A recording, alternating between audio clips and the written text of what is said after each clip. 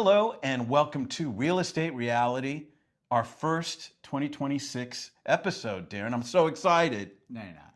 I know, I'm just kidding. All right. But anyway, guys, we're going to talk about a couple things. Darren, I want to congratulate you and us as a team for some early year success. So we have Sanborn in escrow. Yes. It's looking good. Yep. We also have a buyer in Mount Washington that's in escrow. And we'll see what the year brings. But good, quick, first, second week success.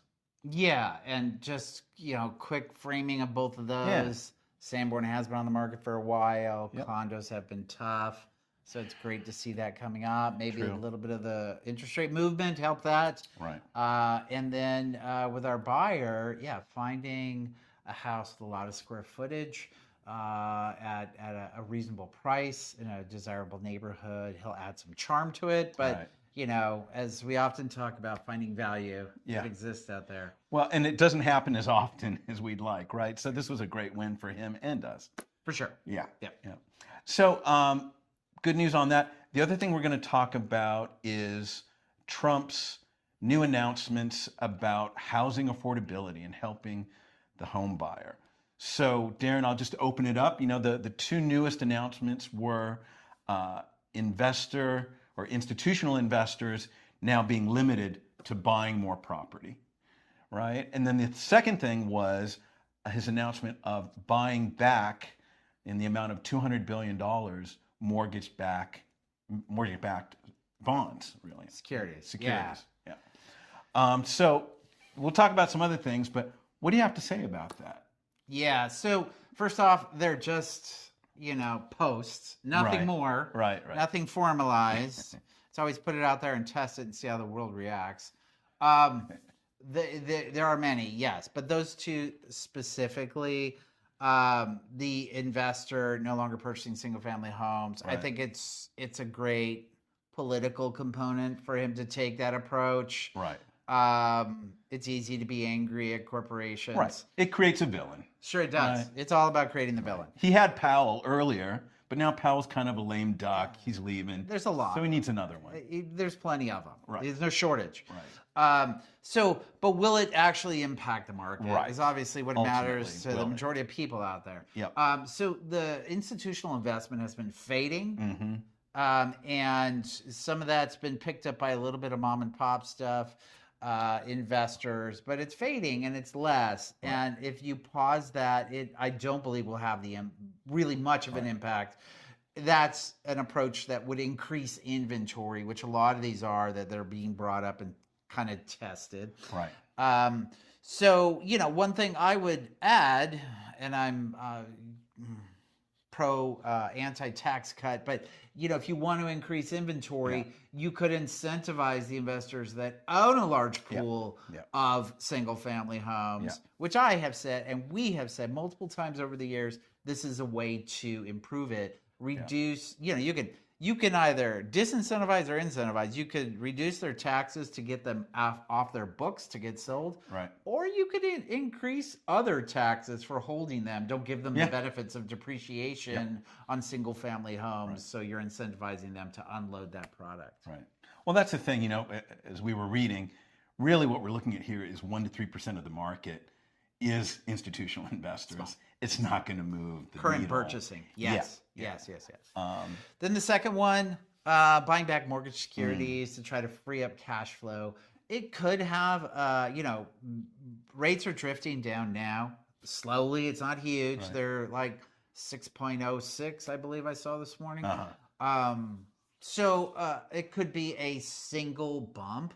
Right. In freeing up some cash, which would then lower the rates. Maybe not. It would not be a long-term impact. Well, that's the thing, right? It's a short-term bump. Yeah, but probably not even a huge bump. Right. Maybe on the refinancing side. Mm-hmm. And really, that will not help housing at all. It's just going to be existing homeowners getting better tax rates. Right. It doesn't mean they're going to move. Well, that's the thing we were talking about, right? I mean, what this does not solve is the long-term problem of inventory, right? We need 4 million homes to get back to where we need to be. And then the other thing is income is not keeping up with inflation. And that causes people obviously not to want to buy as well. Well, their And they can't buy. purchasing power is Yeah. reduced. Yeah. You know, Yeah. and like across the board, people are feeling that impact. Yeah. For multiple reasons, definitely COVID related, and still continuing on that trend of increased costs, and now tariffs and whatever else. But no, it's not. People have less purchasing power every day, and housing is the biggest cost for most people. So not solving those issues, what are some of the other ideas that have been thrown up? Oh man! So we've talked about Federal some of lands them, thing. right? Building on federal lands, sure. You know, and then you have what's an immediate impact, what's a long-term impact. If you're just talking about overall building, you've got a couple things that have come up, right? Zoning, pressuring more open zoning so that people can build more where they want to build. Forcing governments to allow that and to expedite things so they're quicker. They're slow. They're lame. They're completely lame. They slow it down. They make it cost more. But is it going to change quickly? No, it's not. They did talk about opening up federal land. Is that land located near cities where people are going to want to live?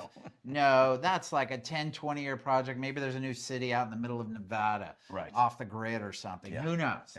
Not a huge impact. And if it had an impact 10, 20 years down the line, it's a huge one. Then there was the 50-year mortgage, affordable mortgage, So again, all these are kind of short-term, nice things for Trump to say. We'll see what happens. There is some sort of foreshadowing of in 2 weeks at Davos, he's going to announce more things. But I'll just end on this because, Darren, it makes the most sense. It hasn't been touched. The idea of capital gains being opened up. I will tell you, Joe, the one thing that the party affiliation related. Every time the Republicans come into office, there's a push and often a success of reducing taxes. Okay. If you want to really incentivize things or change policy and move it in a direction quickly, you're talking about tax policy. It's boring and nobody cares. But you can incentivize or disincentivize with tax policy. Eliminate benefits if you want investors out of the market that they're now getting. That will make them unload their product and increase inventory. Add benefits to get property to move by increasing capital gains. That will get more people to free up. There are policies along those lines. And they do have, while Fannie and Freddie is still under government control, they could actually do some mortgage restructuring things. And that was one of the things that came up too, portable mortgage. Carry your mortgage to your next property. Allow assumable mortgages. A variety of things could happen there. Well, they have more control. But as soon as that goes private, that's less likely too. All right. Well, you heard it from us. Let's see what happens. Finally, guys, I just want to talk about, obviously, it's a new year. Holidays are over. You might have plans in real estate, whether it's renting, selling, buying. Contact us. Let us know. We'll give you an honest appraisal of what your plan might be and maybe give you some good advice along the way. So take advantage. All right? Have a great one. We'll see you next week. Bye. Bye.